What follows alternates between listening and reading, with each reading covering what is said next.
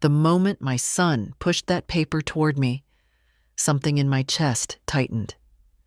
"Sign this, Mom," he said, sliding the document across my kitchen table like it was a grocery receipt. "It's nothing, just something the bank needs." I remember the way the sunlight hit the edge of the page. I remember the smell of cinnamon oatmeal cooling in the pot behind me.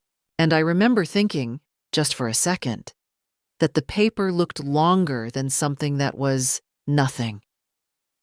"I should probably read it," I said, adjusting my glasses. "Oh, Mom, it's standard stuff," Daniel replied quickly. "You know how banks are.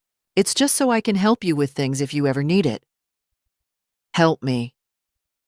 That word always worked on me. I was 65 years old. I had raised Daniel mostly on my own after his father passed when Daniel was 9. I worked 2 jobs for years, morning shifts at a pharmacy, evening bookkeeping for a small marina near Lake Mercer. I learned to stretch every dollar until it practically squeaked. And now, my son was a grown man sitting at my table, wearing a pressed shirt that probably cost more than my monthly grocery bill, telling me he just wanted to help. "You know, technology confuses you sometimes," he added gently. "This just lets me deal with the bank if anything happens." "Anything happens." I laughed softly. "Daniel, I'm not on my deathbed." "I know, Mom," he said quickly, "but it's better to be prepared." He tapped the pen against the table. Tap, tap. "You trust me, right?" I looked at him. He had the same brown eyes he had when he was 5 years old and insisted monsters lived in the hallway closet. The same eyes that used to look up at me when he held my hand crossing the street. Of course I trusted him. So I signed. I didn't read the second page. I didn't read the small block of legal text at the bottom. I just signed my name the way mothers sign school permission slips and birthday cards. "Hello, my dear friends. Grace here. I've seen so many stories start exactly like this. One small moment of trust that turns into something much bigger. Tell me honestly, would you have signed the paper too?" Daniel smiled the moment I finished. "There we go," he said, folding the document neatly. "That makes things much easier."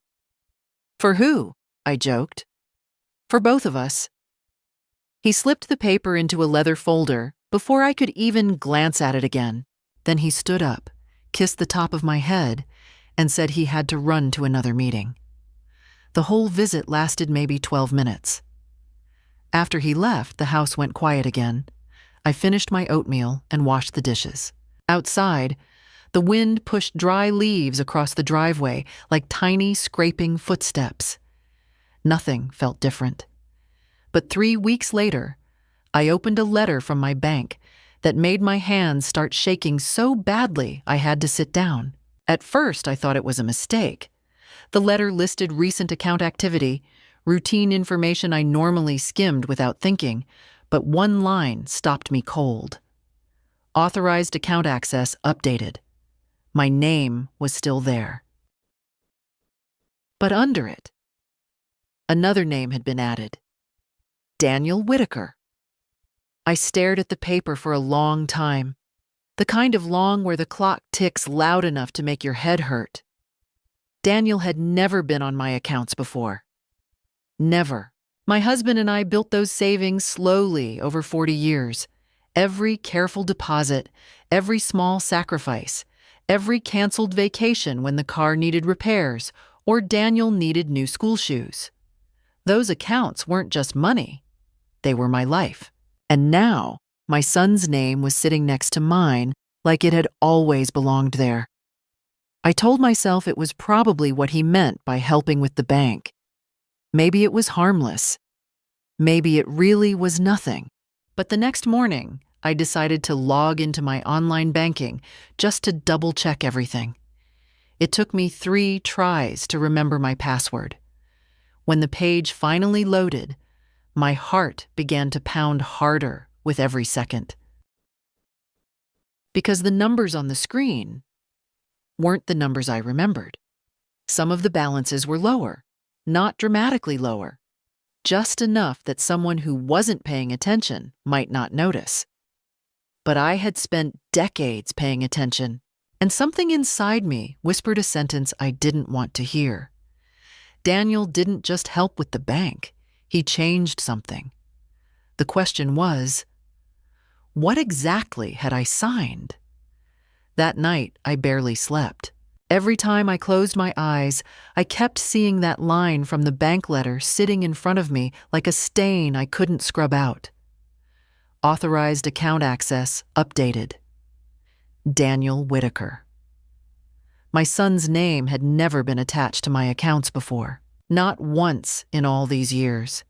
Even when his father died and money was tight, even when Daniel was in college and I helped with tuition, I kept the accounts in my name alone. Not because I didn't trust him. Because that's how his father and I had planned it. Everyone should stand on their own feet, Harold used to say while balancing the checkbook at the old oak desk in the corner of our living room. Even family. And Daniel had always stood on his. At least, that's what I believed.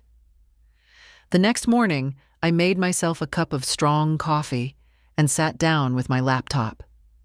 It's an old silver one that still makes a faint humming sound when it starts up, like a refrigerator trying to remember its job. Technology has never been my best friend, but I know how to read numbers. I logged into my banking page. For a moment, everything looked normal.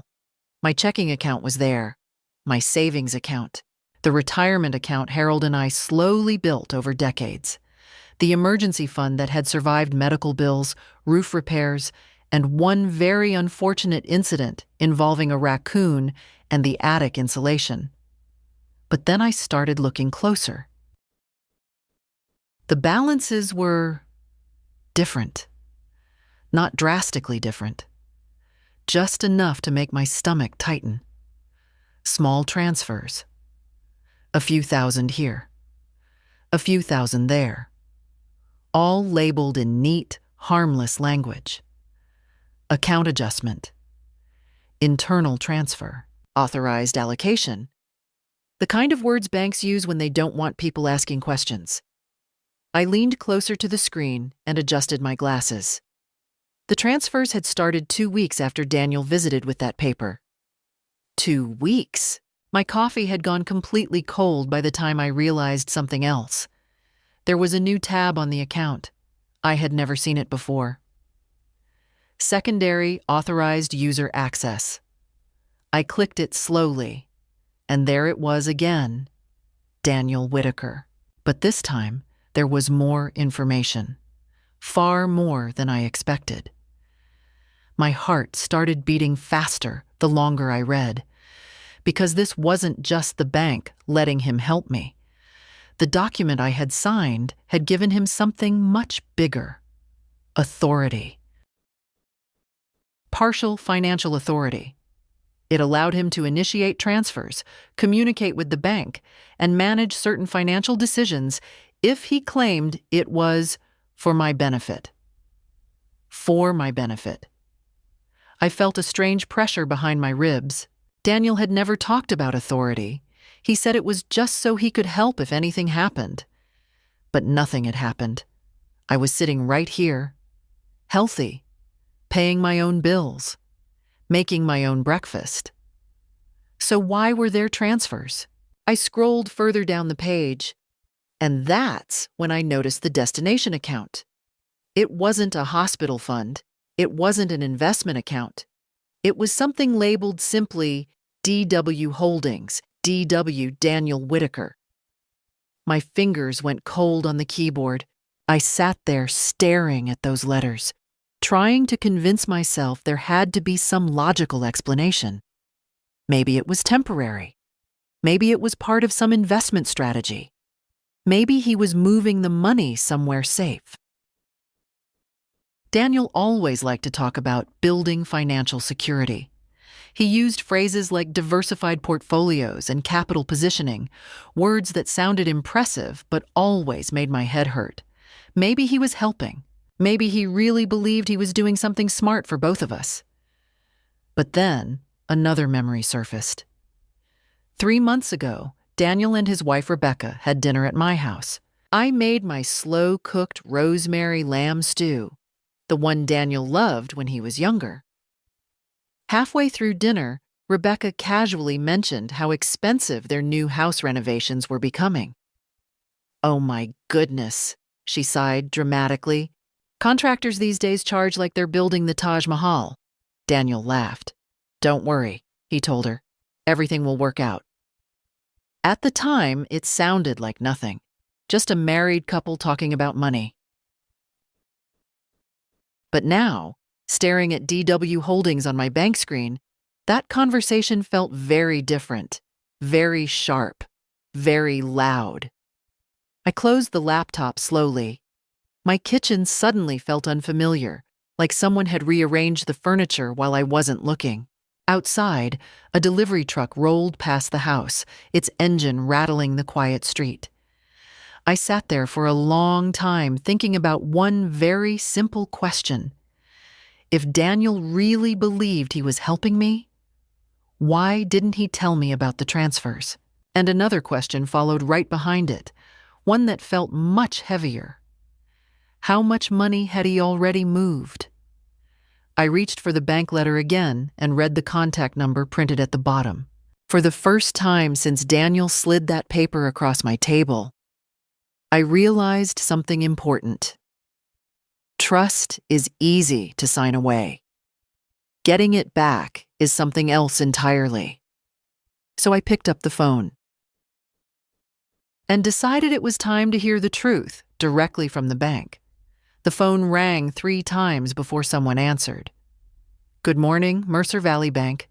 This is Allison speaking. How can I help you today?" For a moment, I almost hung up. It's strange how quickly doubt creeps in when the problem involves someone you love. My mind kept whispering the same thing. "You're overreacting. Daniel would never take advantage of you." But the numbers on my screen were still burned into my memory. "Hello," I said, clearing my throat. "My name is Eleanor Whitaker. I received a letter about an authorized user being added to my accounts, and I just wanted to confirm something." "Of course, Mrs. Whitaker. Let me pull up your profile." I heard soft keyboard clicks on the other end. My fingers tightened around the phone. "Yes," Allison said after a moment. "I see the update. Daniel Whitaker was granted financial authority on your accounts earlier this month." "Authority," I repeated quietly. "Yes, ma'am. According to our records, you signed a limited financial power authorization." The words landed heavier than I expected. Power. Authorization. "I see," I said slowly. "And what exactly does that allow him to do?" "Well," she said carefully, "it allows Mr. Whitaker to initiate transfers between accounts, communicate with the bank on your behalf, and make certain financial adjustments." "Without my permission?" There was a pause. "Technically, the authorization is your permission, Mrs. Whitaker." My chest felt tight. I stared at the window above the sink while a cold wind rattled the branches of the maple tree in my yard. "I noticed several transfers," I continued, "to an account called DW Holdings." Another pause, longer this time. "Yes," Allison said finally. "Those transfers were initiated by Mr. Whitaker using the authorization on file." My stomach dropped. So my son moved money from my accounts. Legally. According to the authorization document, yes. I closed my eyes for a second. "How much?" I asked. There was a brief hesitation before she answered. "Would you like the total transferred amount, Mrs. Whitaker?" "Yes." More typing. The sound of numbers being pulled from somewhere deep inside the bank's systems. When Allison spoke again, her voice was careful.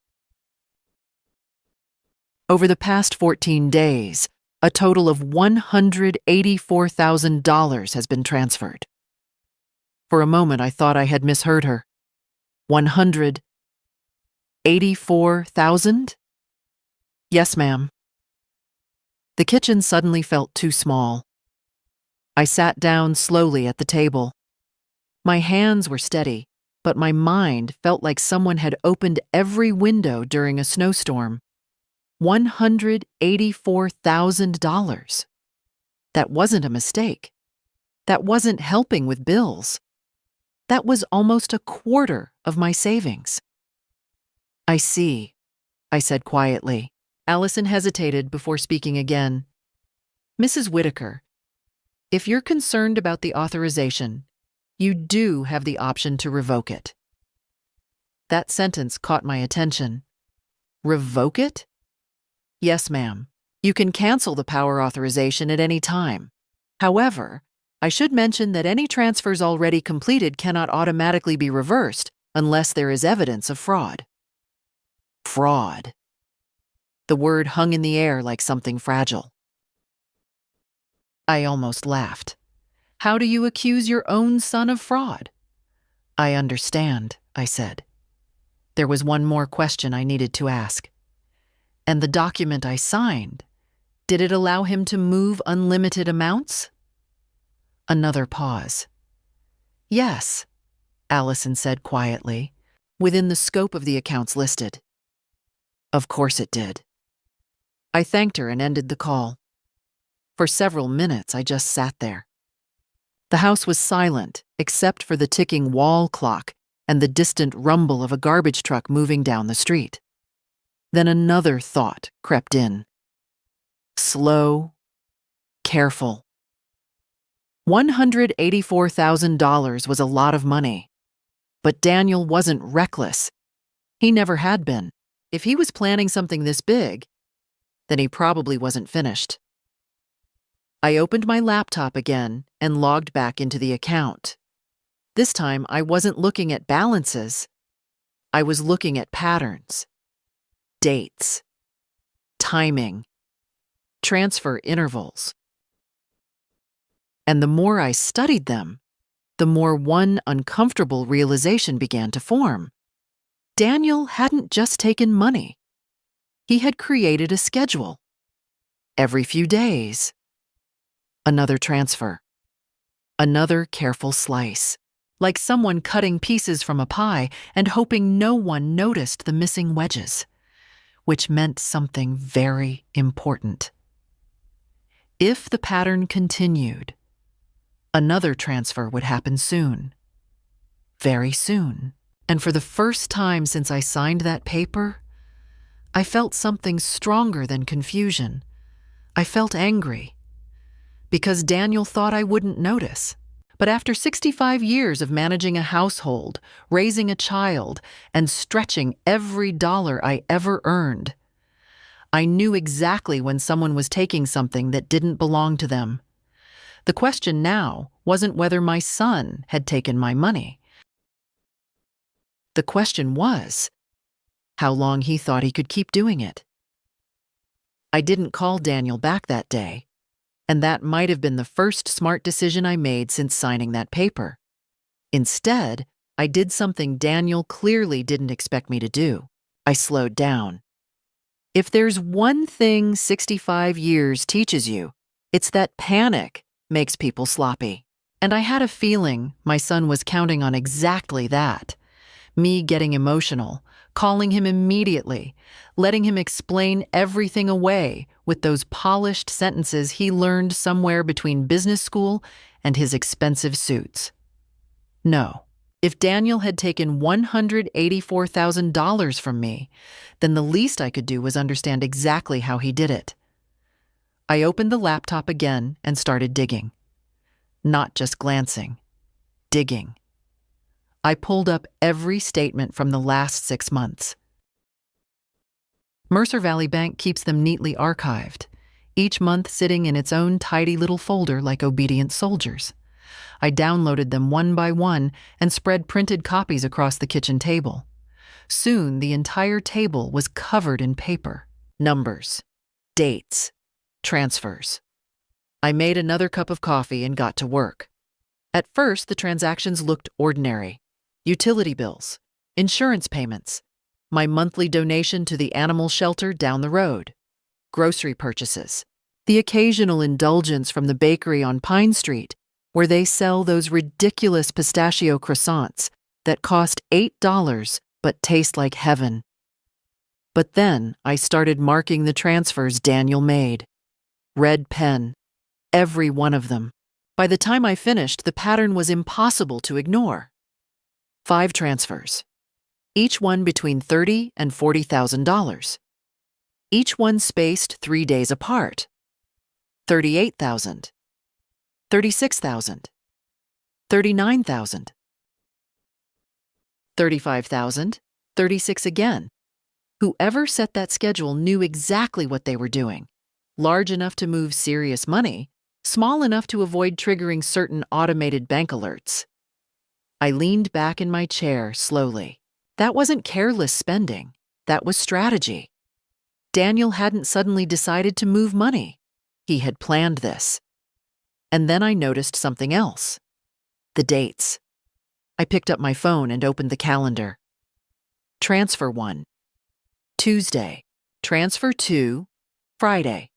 Transfer 3, Monday. Transfer 4, Thursday. Transfer 5, Sunday. 3 days. Every time. I counted forward on the calendar. If the pattern continued, the next transfer would happen tomorrow morning.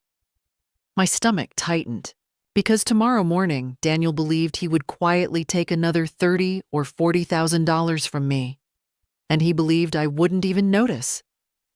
I stared around the kitchen for a moment. This house had been mine for 28 years. I bought it with Harold when Daniel was still in high school. Every cabinet, every floorboard, every dent in the hallway wall had a memory attached to it. Daniel learned to ride a bike in this driveway. He celebrated his college acceptance in this kitchen. And now, apparently, he was draining my savings from a comfortable office somewhere while telling himself it was justified. I picked up one of the statements again. $184,000 already gone.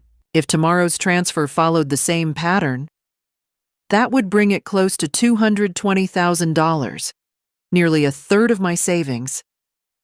I suddenly understood something else Allison from the bank had said. You can revoke the authorization at any time. At any time, which meant I had 2 choices.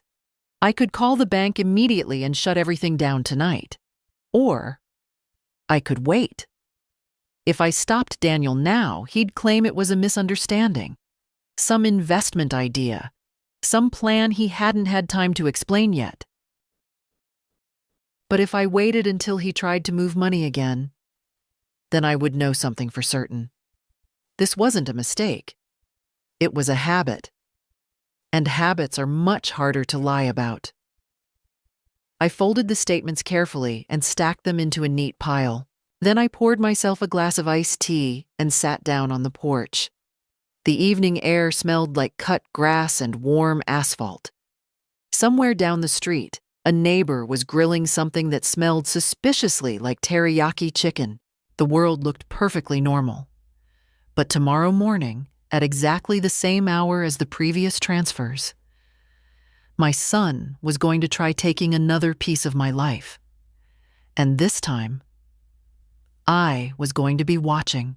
The next morning, I woke up earlier than usual, not because I wanted to, because my mind refused to stay asleep. When you reach 65, sleep becomes a negotiation anyway.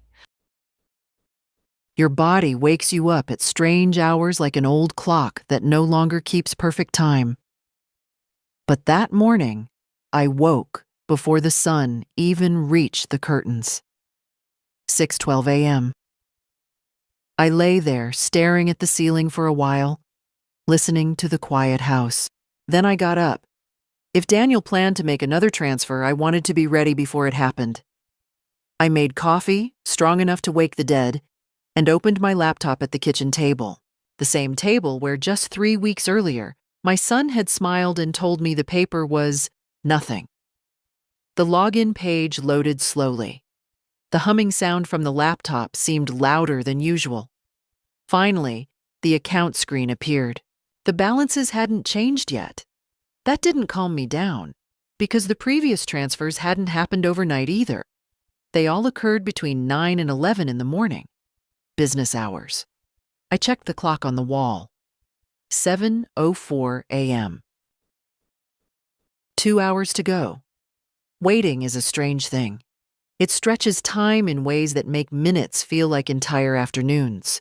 I tried distracting myself by washing dishes that were already clean, then by flipping through the newspaper, but my eyes kept drifting back to the laptop.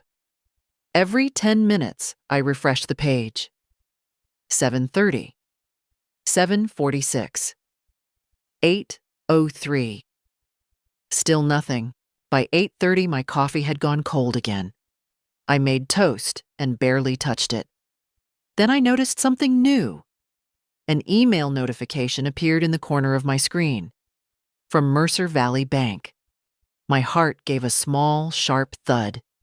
I clicked it immediately. Notification. Scheduled account activity pending authorization. Scheduled. My stomach dropped. Daniel hadn't just been transferring money randomly. He had actually scheduled the next one. I opened the alert. And there it was. Pending transfer, $37,500. From Eleanor Whitaker Savings. To DW Holdings. Scheduled time 9:15. a.m. I stared at the screen. 9:15. That was 42 minutes away. For a moment, I simply sat there, letting the reality settle in. My son hadn't taken money because he needed help. He had taken it because he believed he could. Because he believed I wouldn't notice. Because he believed I wouldn't stop him. I closed the laptop slowly. Then I picked up the phone and dialed Mercer Valley Bank again. This time a different voice answered. Mercer Valley Bank. This is Robert speaking. Good morning, I said calmly. My name is Eleanor Whitaker. I need to revoke a financial authorization on my account immediately. Of course, Mrs. Whitaker. Let me verify your information first. A few security questions later, Robert pulled up my file. Yes, I see the authorization for Daniel Whitaker, he said. I want it revoked. Understood. He paused briefly. May I ask if there is a specific reason for the revocation? I looked back at the laptop screen. The notification was still open. $37,500. Scheduled for 9:15. Yes, I said. My son has been transferring money from my accounts without telling me. There was a small silence on the other end. I understand, Robert replied carefully. Once the authorization is revoked, Mr. Whitaker will no longer be able to initiate transfers. Good. However, he added, I should inform you that a transfer is currently scheduled for later this morning. I know. Another pause. If we revoke the authorization now, that transfer will automatically be canceled. I thought about Daniel sitting somewhere, probably at his office desk, maybe sipping one of those expensive espresso drinks he liked so much, confident that another $37,000 would quietly slide into his account before lunch. He had no idea I was sitting here watching the clock. No, I said slowly. Robert hesitated. I'm sorry? Don't cancel it yet. There was clear confusion in his voice. Mrs. Whitaker, if the transfer goes through... I know exactly how much it is, I interrupted gently. $37,500. Instead, I continued, I'd like you to flag the transaction and place a temporary hold on it when it attempts to process. That can be done, he said cautiously. And once that happens, I added, I would like you to notify Mr. Whitaker that the account owner is requesting a meeting at the bank. Silence again. Then Robert asked the question I knew was coming. You want your son present when we review the account activity? Yes. Because Daniel thought he was quietly taking money from an old woman who didn't understand her own finances. What he didn't realize yet was that by 9:15 this morning, I was going to understand everything. At exactly 9:14 a.m., I was still sitting at the kitchen table with the laptop open in front of me. The house was completely silent. Even the old wall clock seemed to tick softer than usual, as if it knew something important was about to happen. I watched the seconds crawl toward 9:15. Then the notification appeared. Processing transaction. My heart didn't race the way I expected. Instead, I felt strangely calm. When you've spent decades solving problems, raising a child alone, fixing leaking roofs, dealing with broken cars and unpaid invoices, you learn that panic rarely helps. Preparation does. 3 seconds passed, then the message on the screen changed. Transaction on hold. Please contact Mercer Valley Bank. I leaned back in my chair and let out a slow breath. Right on schedule. My phone rang less than 2 minutes later. The name on the screen made me smile without humor. Daniel. I answered. Hello? Mom, he said quickly, his voice tight. Did you call the bank? I didn't answer immediately. Instead, I took a sip of my coffee, now reheated for the 3rd time. Yes, I said. What did you tell them? I asked a few questions. Another pause. On the other end of the line, I could hear the faint noise of traffic and what sounded like a car door closing. Daniel wasn't at an office. He was in his car.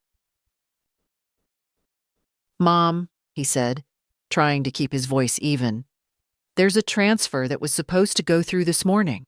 The bank just flagged it. I know. You know? Yes. Another silence. Longer this time. Finally, he exhaled sharply. Mom, I was going to explain everything. That would have been nice, I said. You're overreacting, he replied quickly. The money isn't gone. It's just being moved. To where? You saw the account name. Yes. DW Holdings. That's a financial vehicle I set up. A vehicle. Yes. I let that word sit there for a moment. So you moved $200,000 into your own vehicle without mentioning it to me. It's not like that. Then how is it? He hesitated. You signed the authorization, he said finally. And there it was. Not an apology. Not concern. Just paperwork. I signed something you told me was nothing, I said quietly. It's still nothing, he insisted. Mom, you're thinking emotionally. This is a strategic financial move. I almost laughed. Strategic for who? For the family. The family. I leaned back in my chair again. Daniel, I said calmly, the bank has asked us to meet this afternoon. What? 3 o'clock. Mercer Valley branch. That's not necessary. Oh, I think it is. He was silent again. Then his voice came back, lower now. You don't understand how investments work. That's possible. You're making this more dramatic than it needs to be. I don't think I am. Another pause. Then Daniel asked the question that told me everything I needed to know. Mom, how much did the bank tell you? I looked at the laptop screen again. The transaction was still frozen. $37,500.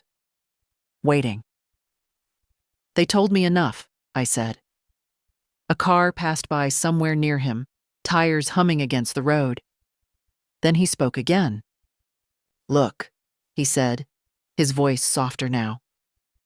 Rebecca and I have some opportunities right now. Real estate, development projects, things that could multiply what you've saved. Multiply my savings, I repeated. Yes. With my money.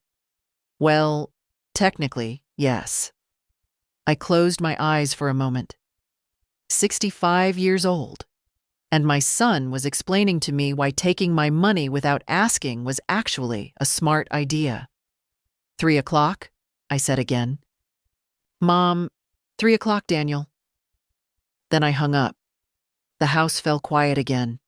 Outside, a dog barked somewhere down the street. I stared at the frozen transaction on my laptop. $37,500. If the bank hadn't stopped it, the total Daniel moved from my accounts would already be more than $220,000. And according to him, that was just the beginning. I closed the laptop slowly, because in a few hours inside Mercer Valley Bank, my son was going to explain exactly why he believed my life savings belonged to him.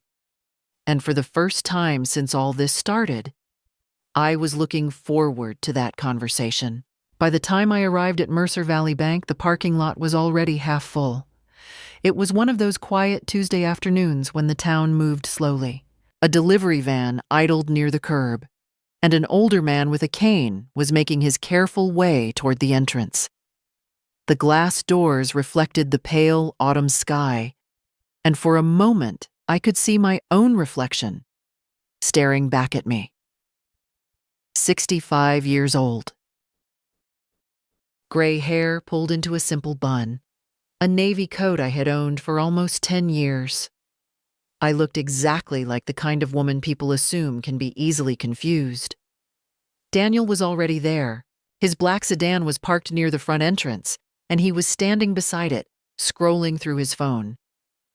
When he saw me step out of my car, he slipped the phone into his jacket pocket and forced a smile. Mom, he said, walking toward me.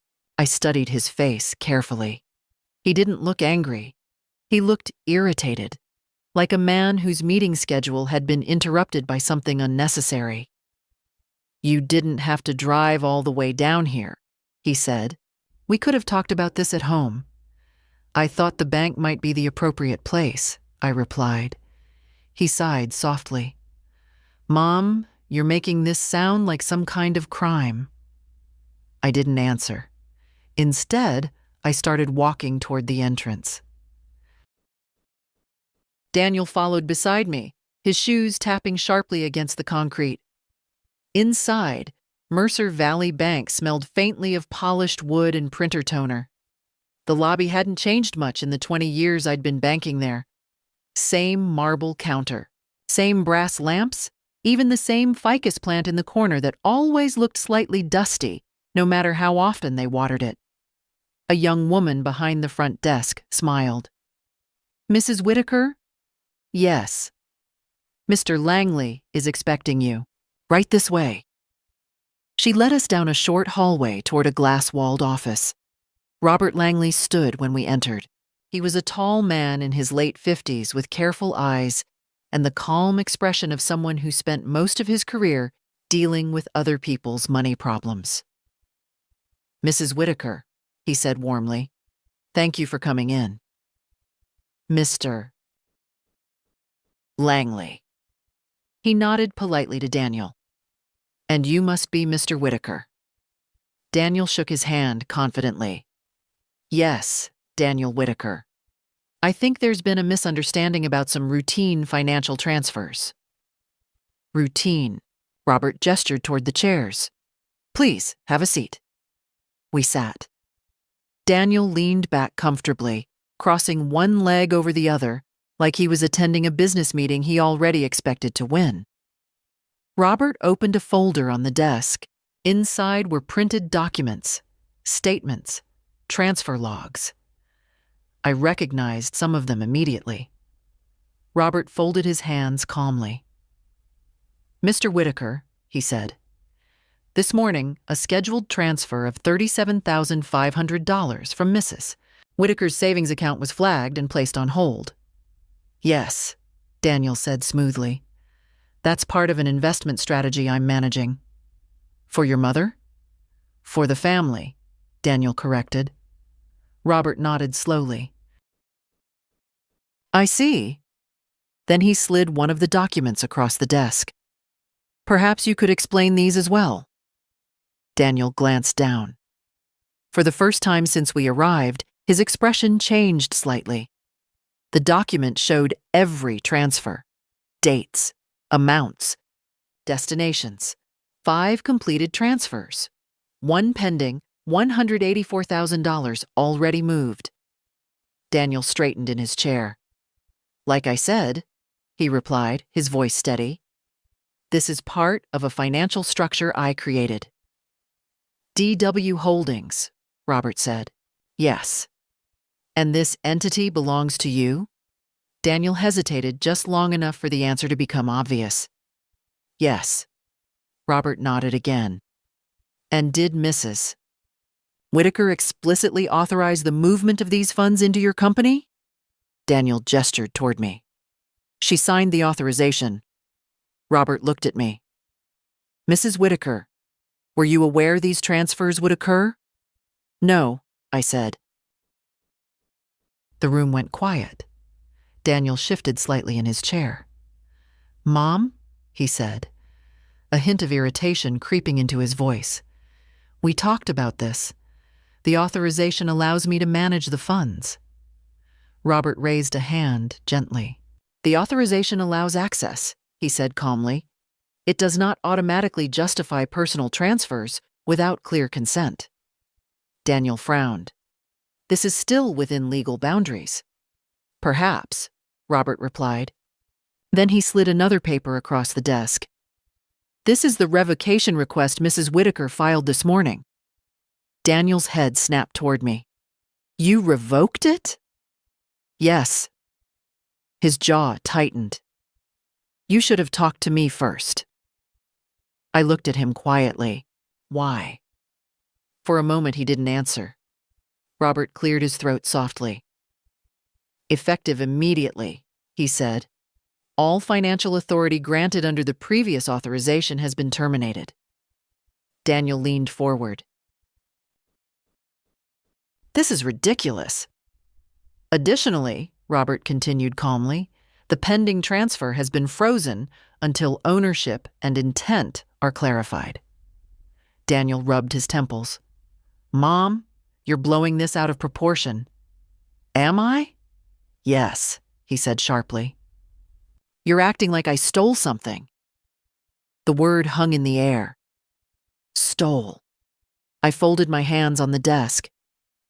Daniel, I said softly, did you ever plan to tell me you were moving my money into your company? He didn't answer right away, and that silence said more than any explanation could. Because in that moment, my son finally realized something. I wasn't confused. I wasn't distracted. And I wasn't going to quietly sign another piece of paper. And judging by the way his confident smile had completely disappeared, Daniel was starting to understand that the situation was no longer under his control.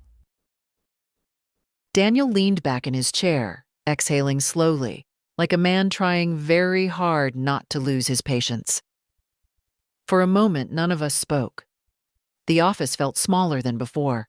The glass walls suddenly made the room feel exposed, like the entire bank could see the quiet little storm sitting at that desk. Finally, Daniel shook his head. This is getting blown way out of proportion, he said, looking at Robert but clearly speaking to me. Mom doesn't fully understand what I'm doing with the money. I understand enough, I replied calmly.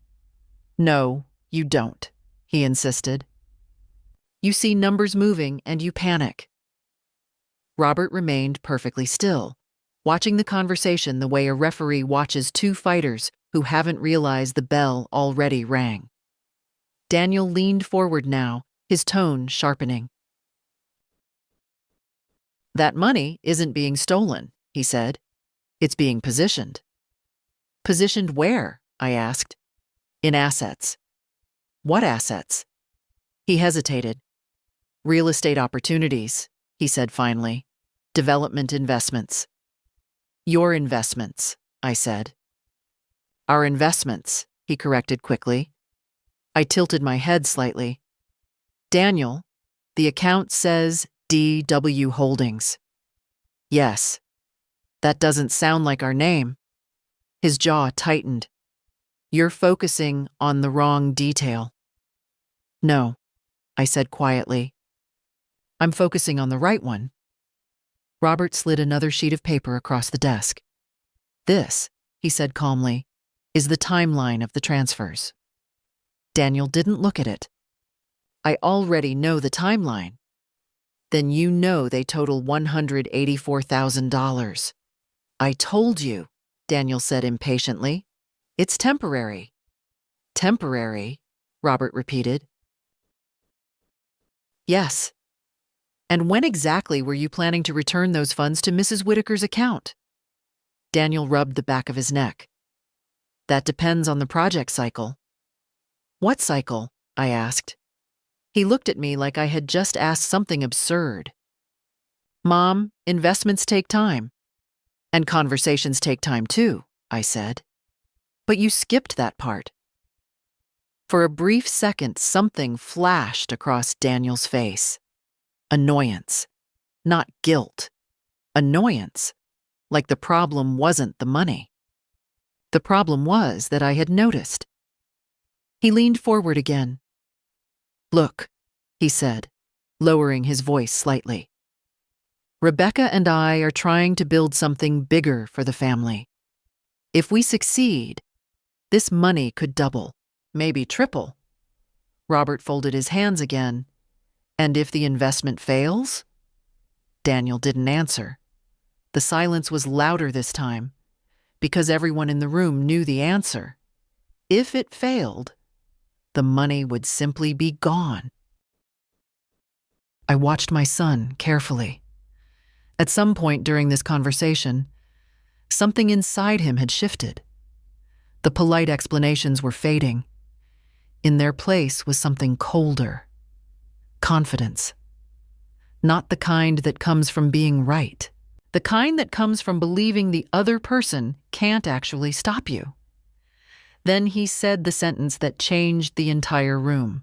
Mom, he said slowly, legally, the authorization allowed me to move those funds. Robert's eyebrows lifted slightly. Daniel continued. You signed it. The bank approved it. Everything I did was within the authority granted. There it was. Not, I'm sorry. Not I should have told you. Just legality. I leaned forward slightly. Daniel, I said, do you remember when you were 12 years old and you broke Mrs. Callahan's window with a baseball? He blinked. What? You told me it was an accident, I continued. Mom, what does that have to do with… You remember what I said to you? Daniel looked confused. No. I smiled faintly. I told you that doing something by accident and doing something you knew was wrong were two very different things. He stared at me. Robert quietly slid another document across the desk. This one Daniel actually looked at. And when he did, the confidence on his face disappeared completely, because the document wasn't another bank statement. It was a legal notice. Daniel looked up slowly. What is this? Robert answered calmly. This is a formal financial review request initiated by Mrs. Whitaker this morning. Daniel's eyes flicked to me again. What does that mean? It means, Robert said, every transfer connected to these accounts will now be examined in detail. Daniel's voice tightened. You're auditing me? No, Robert replied. We're documenting the situation. For the first time since this meeting began, Daniel looked uncertain. All right, everyone. This is the moment everything shifts. Daniel walked in confident, certain he controlled the situation. But now the facts are on the table. If you were Eleanor in this moment, what would you do? I watched my son carefully as he read the paper again. Because something told me this conversation was about to stop being a discussion and start becoming a problem he hadn't planned for. Daniel read the paper again and again. The confident posture he walked into the bank with was gone now. His shoulders were slightly forward, his jaw tight, his fingers gripping the edge of the document like he was trying to squeeze a different meaning out of it. "This is unnecessary," he said finally. Robert didn't react. "This is simply a review request," he replied calmly. "Given the amount of money involved, it's a reasonable precaution." Daniel turned to me. "You're seriously doing this?" I met his eyes. "You moved almost $200,000 without telling me." "I was going to tell you." "When?" He opened his mouth, then closed it again. That was answer enough. Daniel leaned back in the chair and ran a hand through his hair, clearly trying to regain the control he had when this meeting started. "Mom," he said, softening his voice now. "This isn't how family handles things." That sentence almost made me laugh. "Family also doesn't quietly move 6 figures out of their mother's savings account," I said. His eyes narrowed slightly.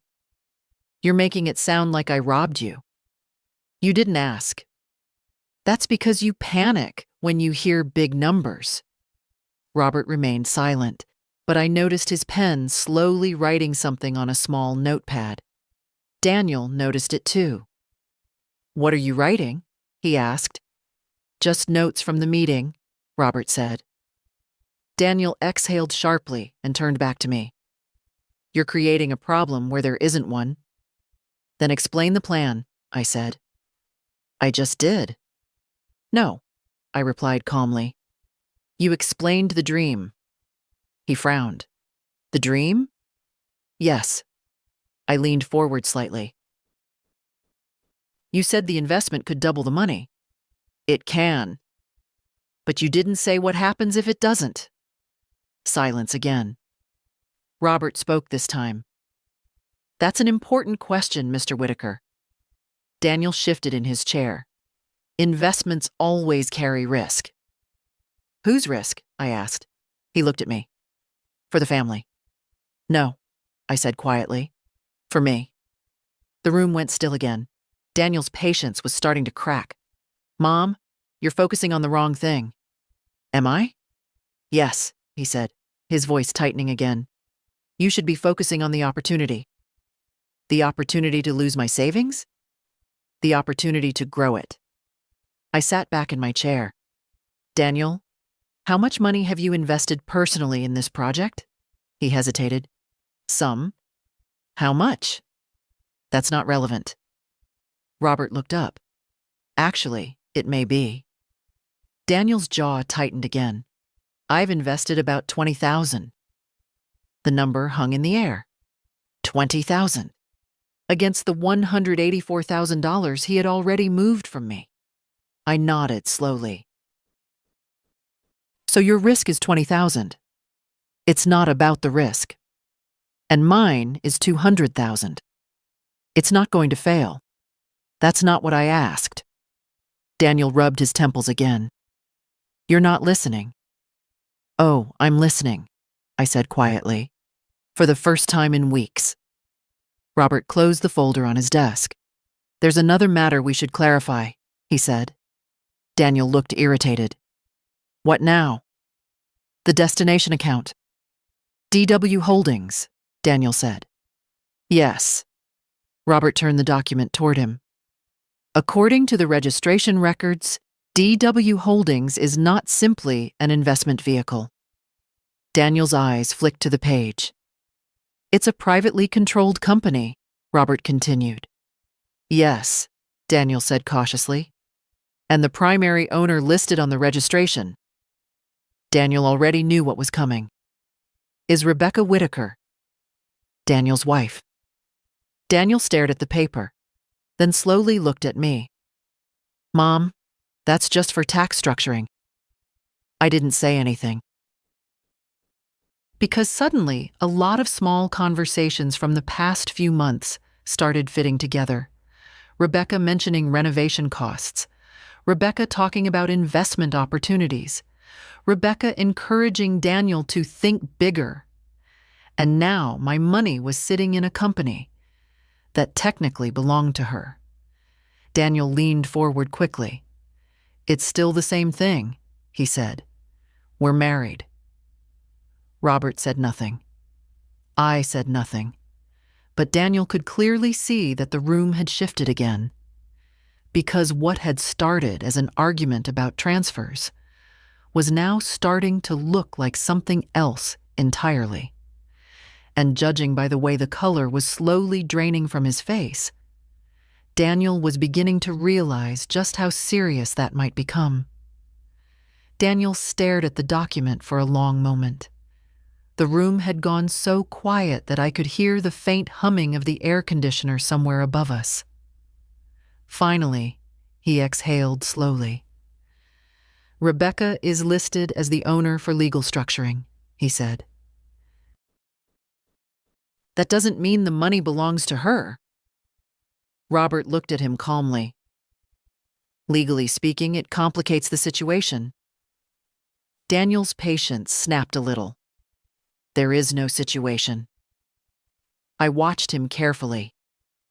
That was the thing about Daniel. He had always believed that confidence could replace explanation. When he was a teenager, it helped him talk his way out of trouble more than once. But this wasn't a broken window anymore. This was $184,000. And counting. Robert opened another folder on the desk.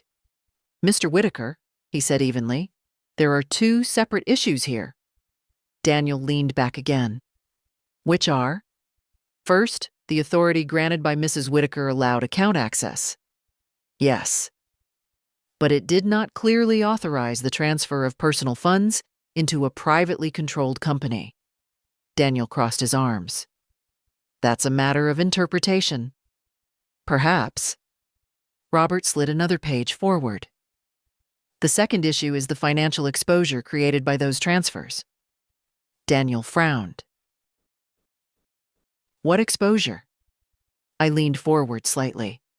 That's what I'd like to know, too. Robert tapped the document with his pen. This is the registration summary for DW Holdings. Daniel glanced at it again. Yes, I know what it says. It also lists current financial obligations connected to the company. Daniel didn't respond, so Robert continued. There are two active development loans attached to the entity. The air in the room shifted again. Daniel's voice came out tighter now. Those loans are secured. By what? I asked. He didn't answer. Robert answered instead. The development properties. And if the development fails? I asked. Daniel spoke quickly now. It won't. That wasn't the question. Robert nodded slightly. If the project fails, he said calmly, the company would still be responsible for the outstanding loans. I felt a slow, uncomfortable realization spreading through my chest. And my money? I asked. Robert met my eyes. It would be considered invested capital within the company. Daniel jumped in immediately. But that's only if the project fails, which it won't. I turned to him. Daniel, how much are those loans for? He hesitated, just for a second. But that second was enough. How much? I repeated. He rubbed the back of his neck. About $3 million. $3 million. The number landed in the room like a dropped brick. I stared at him. You're building something that costs $3 million. It's a development project. And you used $200,000 of my savings to help fund it? It's not funding it, he said quickly. It's positioning us early in the equity structure. That sentence sounded like it had been rehearsed, probably in conversations with Rebecca. I leaned back slowly. Daniel, I said quietly, do you know what the difference is between investment and gambling? He sighed. Mom, please. Investment uses your own money. Silence. Gambling uses someone else's. Robert didn't interrupt. Daniel looked frustrated now. You're acting like I tricked you. You told me the paper was nothing. It was routine paperwork. For you.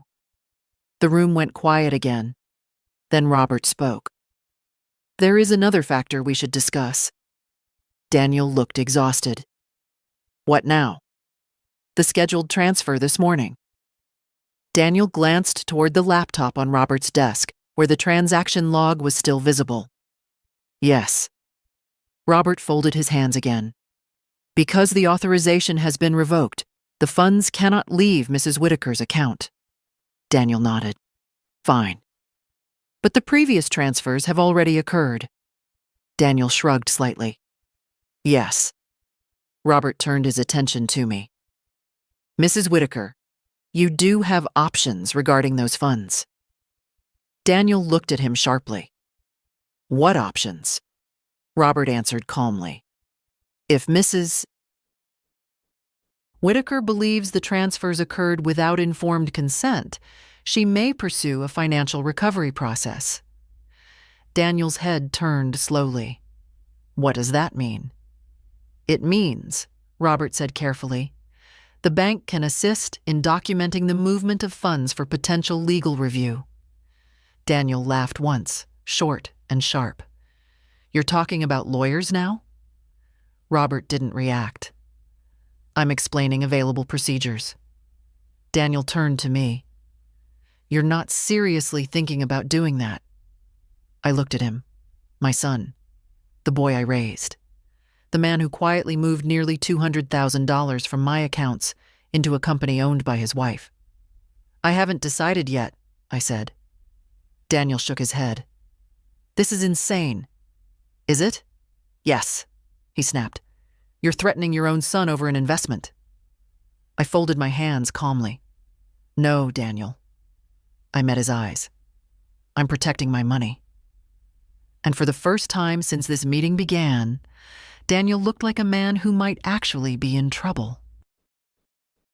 Daniel stared at me like he was trying to decide whether I was serious. For most of his life, he had known exactly how to talk to me. He knew which tone softened me, which arguments made me reconsider, which little reminders of family usually made me back down. But something about this moment was different. Maybe it was the documents on the desk. Maybe it was the number $184,000 printed across 3 separate statements. Or maybe it was simply the fact that I was no longer asking questions. I was listening, and Daniel wasn't used to that. He leaned forward again, lowering his voice. Mom, let's slow down for a second. I didn't answer. This doesn't need to become a legal situation, he continued. We can fix this ourselves. Robert sat quietly, his hands folded on the desk, watching the exchange with the kind of patience only bankers and judges seem to possess. Daniel kept going. The money isn't gone. It's invested. In your company, I said. In an opportunity, he corrected. And whose name is on that company? Daniel's jaw tightened again. That's just paperwork. I tilted my head slightly. That seems to be your favorite word today. He sighed heavily. Mom, you're not looking at the bigger picture. Then explain it to me. I already did. No, I said calmly. You explained how the money moved. I leaned forward slightly. You haven't explained why you thought you could do it without telling me. Daniel didn't answer immediately. Instead, he looked at Robert. This conversation should really be happening privately. Robert replied without emotion. Mrs. Whitaker requested the meeting here. Daniel exhaled through his nose. Then he looked back at me. Fine, he said. For a moment, I thought he was finally going to say something honest. Instead, he said something else. You wouldn't have agreed if I asked. The sentence landed harder than anything else he'd said, not because it was cruel, because it was honest. I sat back slowly. So you decided not to ask? It was faster this way. Robert's pen stopped moving on the notepad. The room felt colder now. Daniel didn't seem to realize what he had just admitted. He continued talking. You've always been cautious with money, he said. Too cautious. This kind of opportunity requires speed. And secrecy? I asked. It required action. I looked at him carefully. You didn't think I'd notice. He shrugged slightly. I didn't think you'd panic like this. Robert cleared his throat quietly. Mr. Whitaker, he said, for clarity, are you stating that you intentionally moved the funds without informing Mrs. Whitaker beforehand? Daniel frowned. I'm stating that I acted in the best interest of the family. That was not the question. Daniel looked annoyed now. Yes, I moved the funds first. Silence. Robert wrote something down again. Daniel noticed it this time. You keep writing things, he said. Yes. Why? Robert looked up calmly. Because this meeting may become part of a financial record. Daniel blinked. What financial record? Robert closed the folder gently. The one documenting the movement of Mrs. Whitaker's funds. Daniel's eyes moved between the two of us, and for the first time since this started, real uncertainty appeared on his face. Because something was becoming very clear. This wasn't just a family argument anymore. Numbers were involved. Documents were involved. And once those things entered the room, conversations had a habit of becoming permanent. Daniel leaned back slowly. Mom, he said, his voice quieter now. What exactly are you planning to do? I looked at him, the boy I raised. The man who thought speed was more important than permission. I'm still deciding, I said. Daniel's shoulders stiffened. About what? I folded my hands calmly on the desk. About whether you're going to return my money. I paused. Or whether someone else is going to help me get it back. Daniel's expression changed completely, because now he finally understood something he hadn't considered before. This situation wasn't just uncomfortable. It was starting to become dangerous. And if the wrong people started asking questions about where $200,000 had gone, Daniel might have a lot more explaining to do than he expected. For a long moment after I finished speaking, Daniel didn't move. The office had gone so quiet that even the faint sound of people talking in the bank lobby seemed far away. He stared at me, not angry, not defensive, just calculating. You're threatening me, he said finally. I shook my head slowly. No, Daniel. Yes, you are. I'm explaining what happens next. He leaned forward again, elbows on his knees, his voice low and tight. You're going to drag your own son through lawyers and paperwork because you don't understand how investments work. I didn't respond immediately. Instead, I looked down at the documents on the desk, the numbers, the dates, the transfers. 5 completed. 1 stopped. Nearly $200,000 quietly moved into a company owned by his wife. Then I looked back at him. You didn't misunderstand something, Daniel, I said quietly. You planned something. His jaw tightened again. You signed the authorization. I trusted you. That's not the same thing. Robert sat perfectly still. Daniel stood up suddenly and began pacing the small office. "This is unbelievable," he muttered. "You're acting like I committed a crime."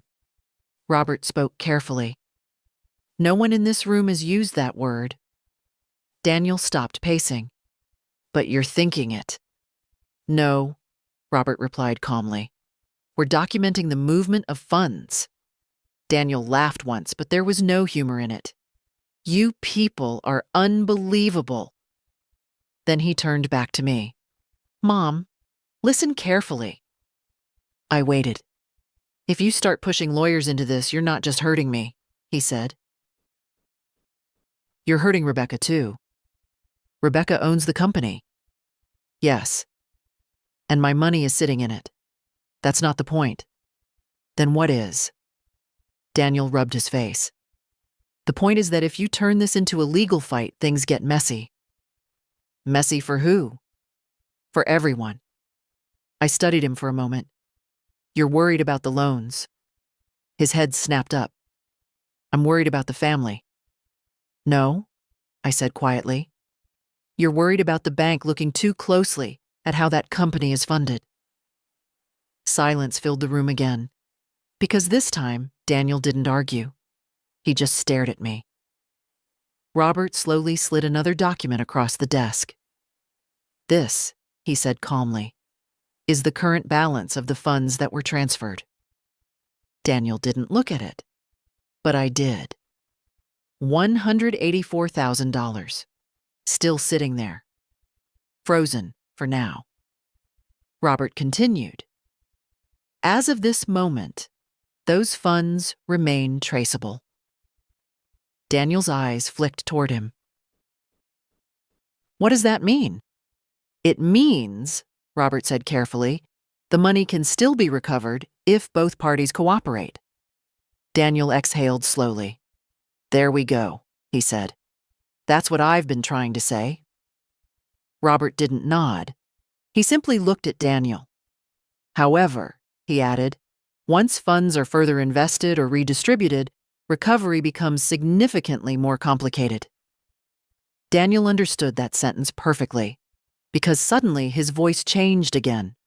Calmer, careful.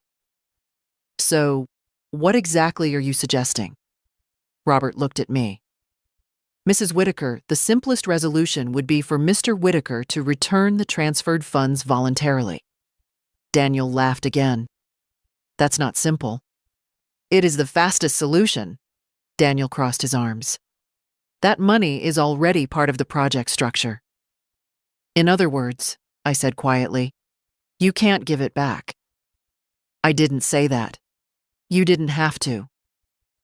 The office went silent again. Friends, this is the moment when the truth finally stops hiding. Daniel walked into this bank believing his mother would never push back hard enough to threaten his plans. But now the numbers are on the table, and the question is no longer about trust. It's about consequences. If you were Eleanor, would you demand the money back right now? Or would you take this even further? Daniel looked at me again. For the first time since the meeting began, his confidence was gone. "Mom," he said quietly, "what do you want me to do?" I held his gaze, and for the first time all afternoon, I gave him a clear answer. "I want my money back. Every dollar." Because Daniel still didn't understand one very important thing. This conversation inside the bank was only the beginning. For several seconds after I said it, Daniel didn't respond. "I want my money back." The sentence sat between us like something heavy and undeniable. Daniel looked down at the desk, then at the documents again, then back at me. His face had changed. The irritation from earlier was gone now. In its place was something tighter. Pressure. "Mom," he said slowly, "it's not that simple." Robert didn't speak, but I noticed his eyes move slightly toward Daniel. "It actually is," I replied. Daniel shook his head. "No, it isn't." He leaned forward again, lowering his voice as if that would somehow soften the reality of the situation. The money is already tied into the structure of the project. What does that mean? I asked. It means it's been allocated. To what? He hesitated. Initial development costs. I looked at him quietly. You already spent it. It's not spent, he said quickly. It's invested. In land? In preparation. That sounds expensive. Daniel exhaled through his nose. Mom, development projects move fast. There were deposits, legal fees, contractor reservations. How much? He didn't answer. Daniel. He rubbed his forehead. About 70,000. The number sat in the air. $70,000 already gone. My stomach tightened, but I kept my voice steady. And the rest? It's still in the company account. Robert finally spoke. Which means it could potentially be returned. Daniel turned toward him immediately. It's not that simple. Robert raised an eyebrow slightly. Earlier, you described the transfers as temporary. Daniel didn't answer. Robert continued calmly. If the funds are still liquid within the company account, they could theoretically be returned to Mrs. Whitaker's account today. Daniel shook his head. That would create problems. For who? I asked. For the project. For you, I said. He didn't deny it.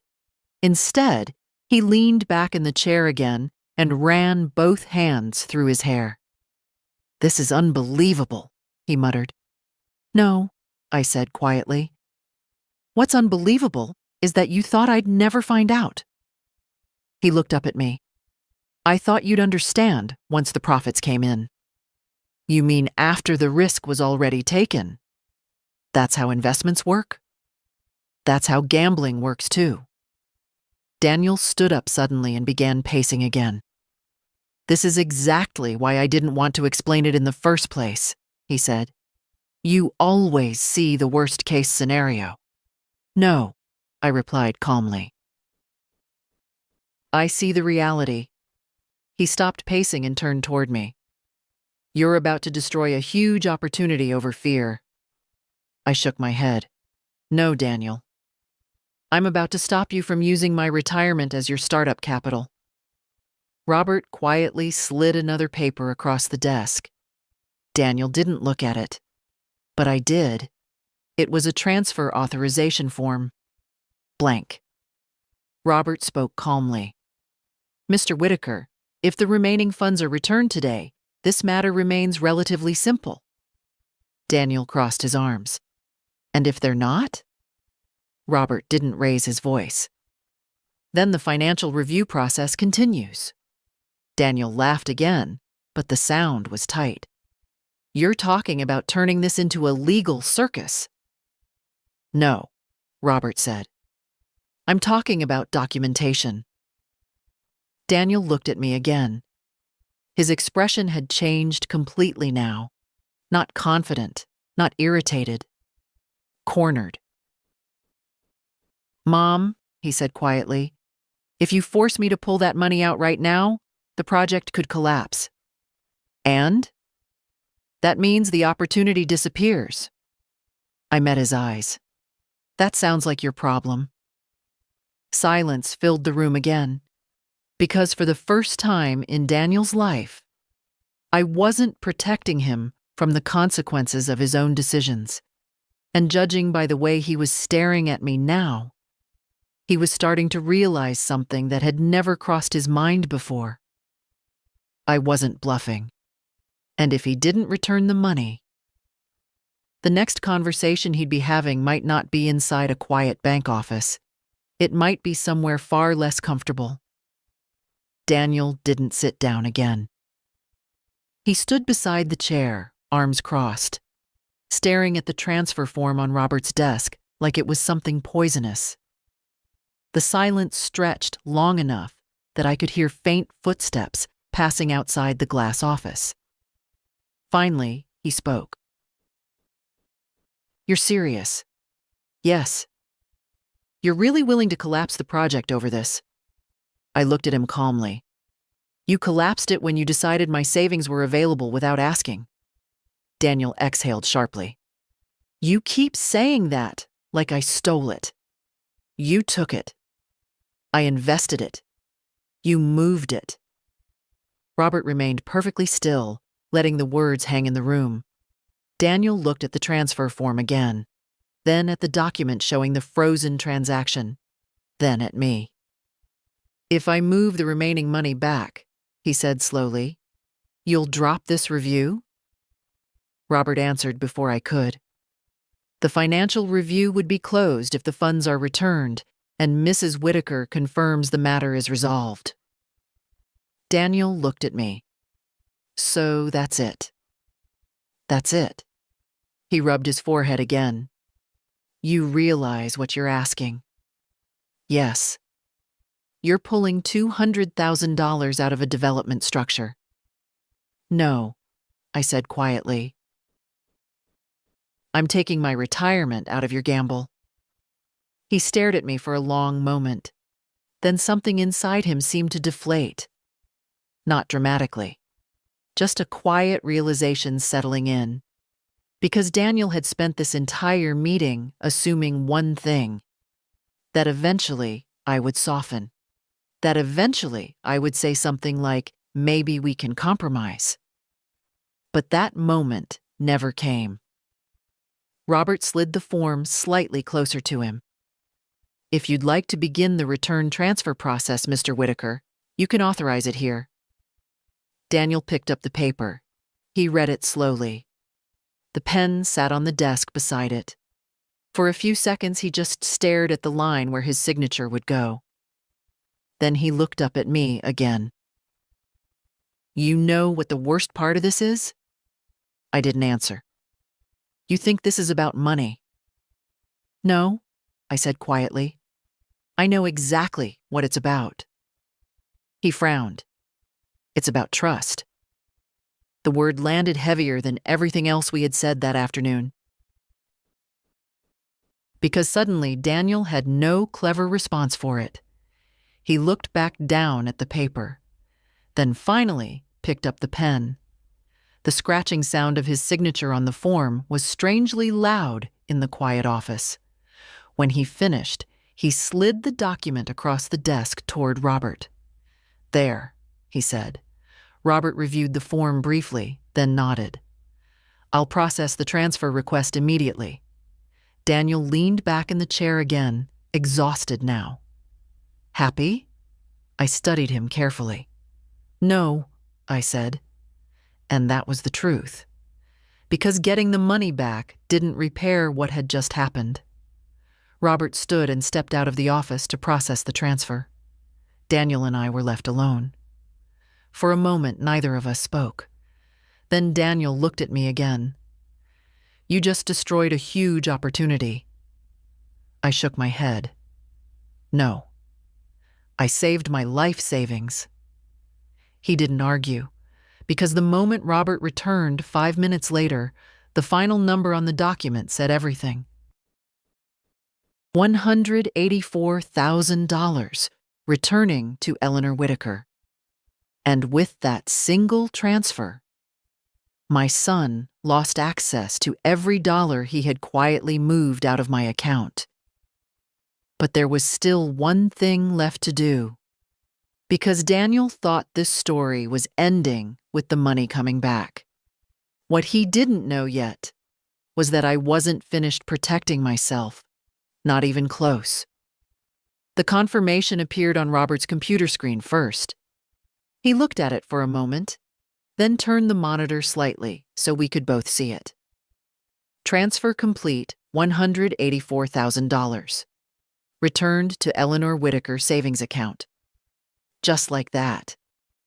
6 numbers that had caused 2 hours of tension, weeks of quiet manipulation, and the first real fracture in my relationship with my son. Daniel stared at the screen for a long time. He didn't say anything. Not when Robert printed the confirmation. Not when the paper slid across the desk toward me. Not even when I folded it carefully and placed it inside my purse. Finally, Robert cleared his throat. Mrs. Whitaker, he said gently, your accounts have been fully secured again.